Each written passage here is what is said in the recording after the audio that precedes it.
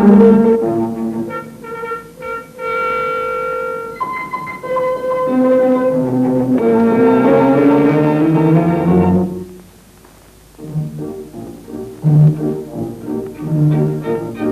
is a familiar sight along the highways and byways.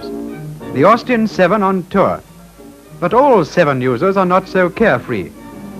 Just watch the hustle at the pits at Brooklands, preparing the mighty Atom for more strenuous work. They're off. Crack drivers and crack cars lap the famous track at incredible speeds. The Atom sweeps by at over 100 miles an hour. A big crowd attends the famous hill climb at Shelsley Walsh, and there's something worth watching. I've a hunch we may find a brace of Austins straining at the leash.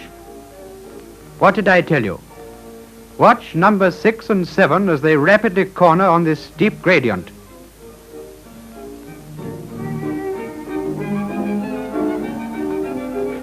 Well, they've made it. It just goes to show you can't keep a good baby down. But these are not the only activities of the versatile 7. And this, in spite of its rakish appearance, is not the latest thing in racing models.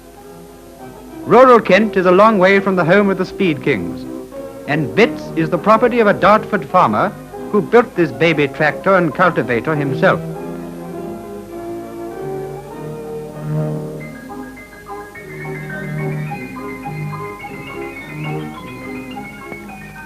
With the aid of our dependable little friend, it does a very good job of work on his apple orchards.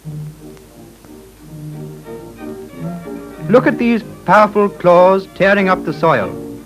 A heavy load for such a small engine, but it never seems to weary of its work.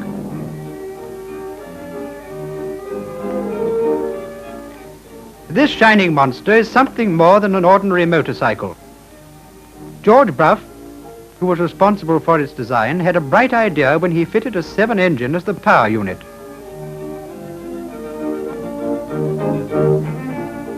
She will tour at 60 miles an hour, and for comfort and balance she takes a lot of beating.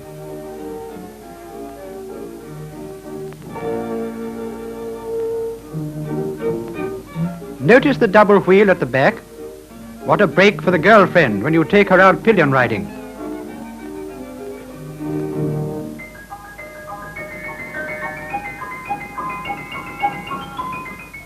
By the way, don't worry about the driver. He's quite safe. It's just his way of demonstrating the stability of an Austin 7 on 2 wheels. Or is it 3?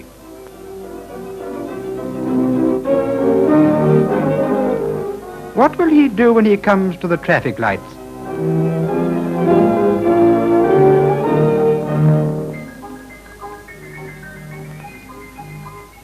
I know this looks like a kiddie car, but it's really a spray painting unit made by Mr. Clements of the Enterprise Garage, Bournemouth. And here is the Atom again.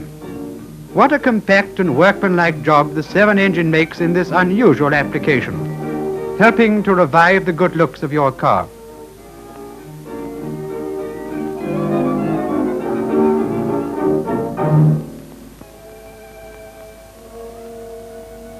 Now for yet another application of dependable power.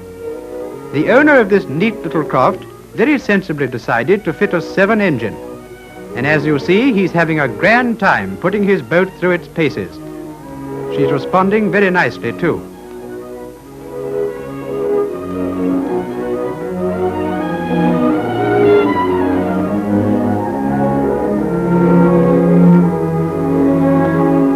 Have you noticed that these speedboats are becoming more and more popular all around the coast?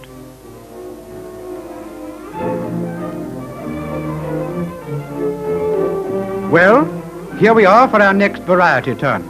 Look out, you'll get dizzy.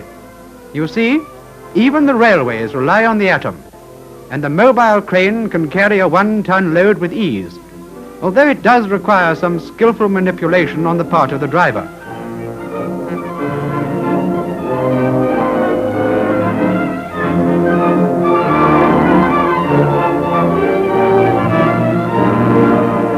Well, that's a weight off his mind. The baby certainly is a glutton for hard work.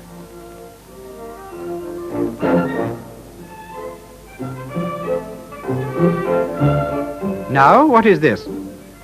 A flying boat? No, and it isn't a tank, though it does look suspiciously like one from this angle. Perhaps it's a submarine. Wrong again. This strange-looking craft is known as a hydroglider and can skim through the water and navigate very shallow streams. In fact, she is the only powerboat to cover the upper reaches of the Severn. Mr. Davies of Dudley, who built this boat, made a record journey from Stourport to Shrewsbury, which is no mean accomplishment, for the water is very shallow and only a hydroglider can negotiate the weeds.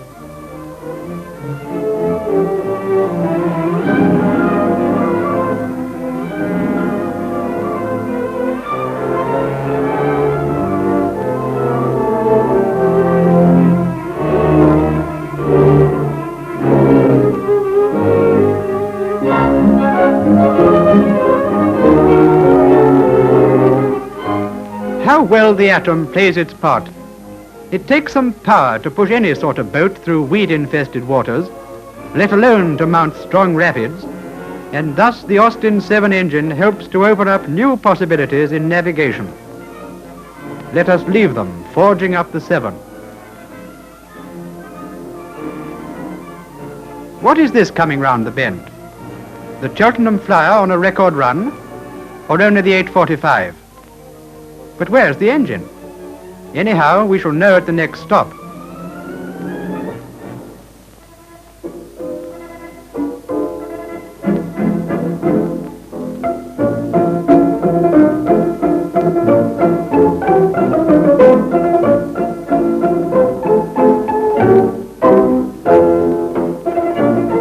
Ah, yes, the miniature railway at Yarmouth.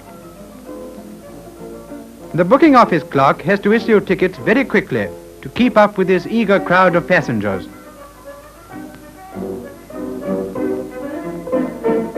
Over the bridge, and then a scramble for a corner seat. It reminds me of the Underground in the morning.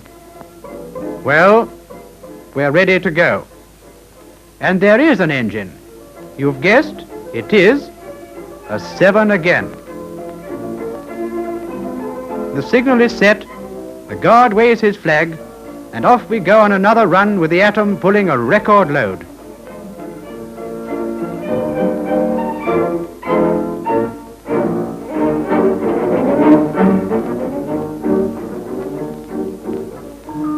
What a lovely picture this graceful cutter makes as she slips over the water, sails spread to the breeze, and white paint gleaming in the sun. Belay there! I've always felt an urge for the nautical life. The owner of this cutter is a very skillful yachtswoman and always takes the helm herself. But it's pleasant to relax occasionally, and there are tides and calms to contend with.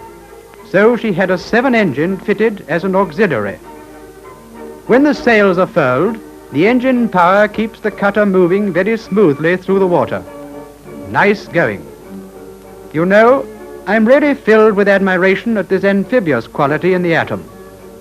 Truly, the mighty Atom is quite as much at home on sea as on land.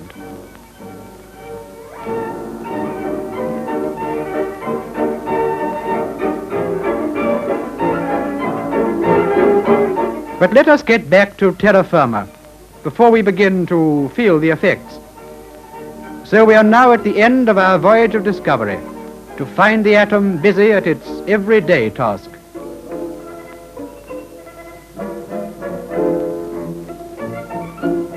And after all we have seen, we come to look upon this smallest and most versatile of Austin engines with a new respect. When you require a dependable power unit for almost any purpose, remember the Austin 7 engine, the mighty Atom.